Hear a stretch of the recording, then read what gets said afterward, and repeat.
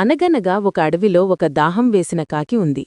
చాలా కాలంగా వర్షం లేకపోవడంతో చెరువులు, నదులు అడుగంటిపోయాయి.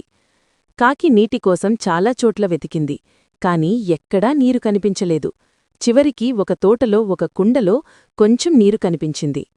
కాకి ఎంతో సంతోషించింది. త్వరగా వెళ్లి కుండలో నీరు తాగడానికి ప్రయత్నించింది. కాని కుండలో నీరు చాలా అడుగున ఉండటం వల్ల దాని ముక్కుకు అందలేదు. కాకి చాలా నిరాశ చెందింది, కాని అది నిరాశపడకుండా ఆలోచించింది.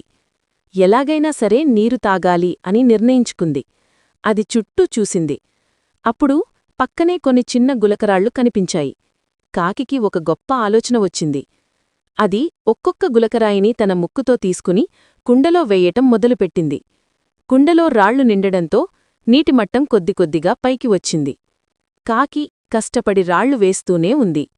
చివరికి నీరు కుండ పైభాగానికి చేరింది.